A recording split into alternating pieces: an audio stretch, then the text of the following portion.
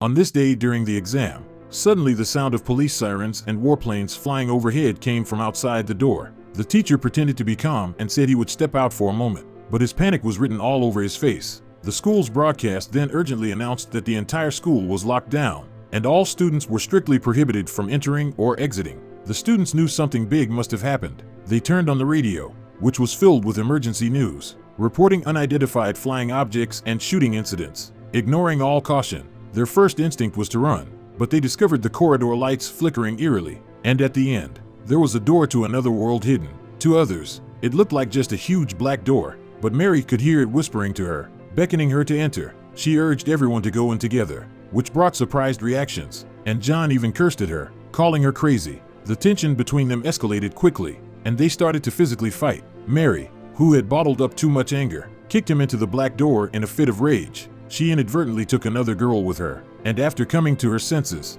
felt very guilty and went into the strange door herself, while only Alice was left in the corridor. She was so shocked by the series of strange events that when the lights finally stopped flickering, she too disappeared, and the movie did not clarify whether she followed the others or ran away. It seems the first story's purpose was just to introduce the strange door. After this incident, creepy black doors began appearing all over the world. Within just 15 days, millions of these doors had appeared globally. Millions of people had gone through them and disappeared, and only a few came back, but those who did were profoundly changed. Countries began to research these mysterious doors, naming the initiative the Knocking Project, and indeed, many volunteered to venture into these doors. These individuals, whether brave or foolish, were called the Knockers. The second story revolves around two knockers, not explicitly stated but likely a couple, who chatted by the sea before venturing into the door. The wife, philosophical in nature, said her husband was like the waves, angry, formless, randomly shaping the rocks, while she was like the rocks in the sea,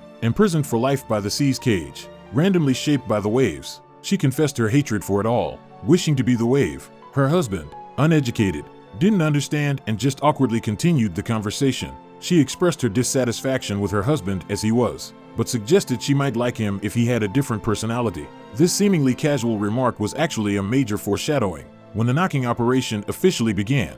Besides them, there was also Steve, but he wasn't really related to the main plot. The reason why the film is hard to understand is that it's filled with too many unnecessary elements, which we can ignore. If Steve had any role, it was that he entered a door, saw an illusion, and died from it, which tells us the illusions inside the doors are very powerful and lethal. Headquarters already knew this, hence they strictly forbade bringing anything back from behind the doors and provided them with phase weapons, similar to handguns. This time, the strange door appeared in a house, attracting all the furniture towards itself. As they entered the door and recorded their exploration, they found the other side was still a house, but the style was completely different. Thinking it more efficient to split up, they each chose a different door to explore. Steve first entered a room full of illusions and died there, which we won't elaborate on further. The wife, upon entering her door, saw everything related to children, baby bottles, children's drawings, a cradle, and a faceless mysterious person asking about the baby. Later plot clues suggest these illusions were reflections of reality.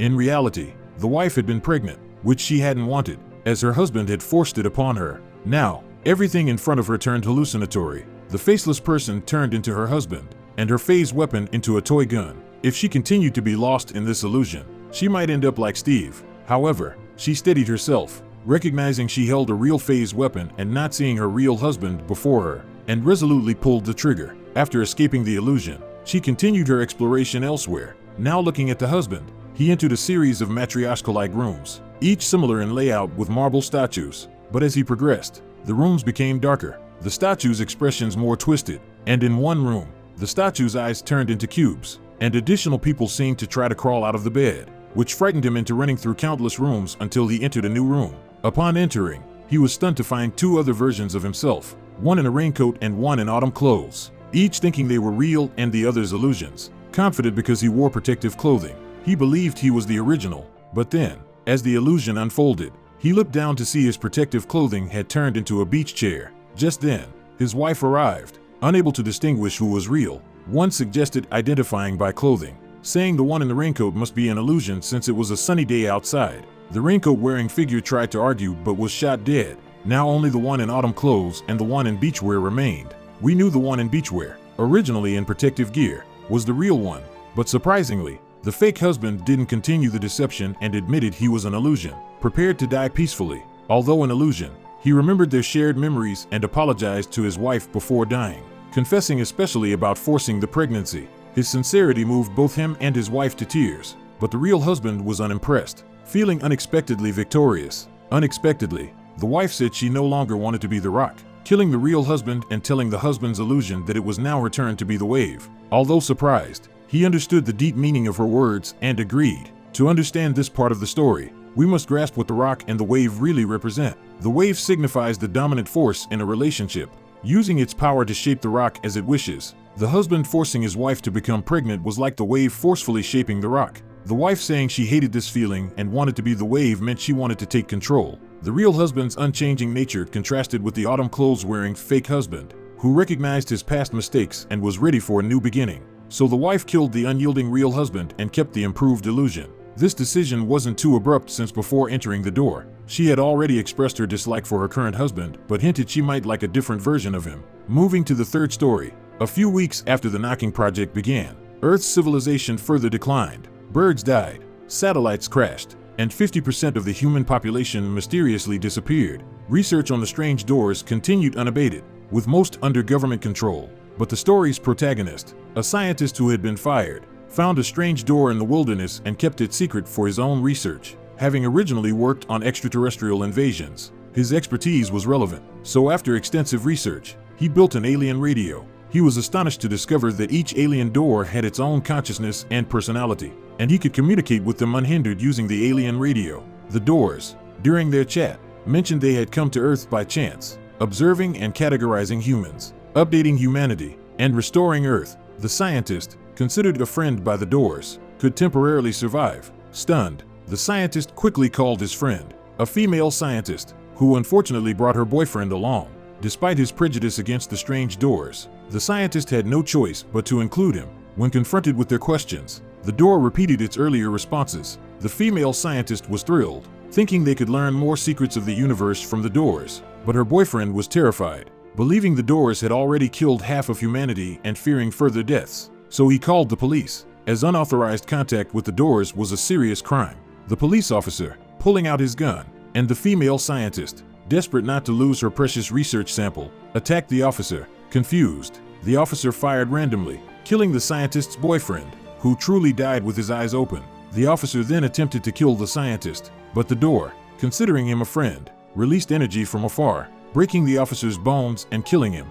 Then it simply stated, it was time for an update. So, what exactly are these alien doors? According to a doctor interviewed, the alien doors exist in a multidimensional reality, understanding everything and essentially being everything. From this perspective, we are the lower versions of them, and they are the higher versions of us. To give an inappropriate analogy, they are akin to omnipotent gods controlling everything, and humans cannot resist but wait to be updated.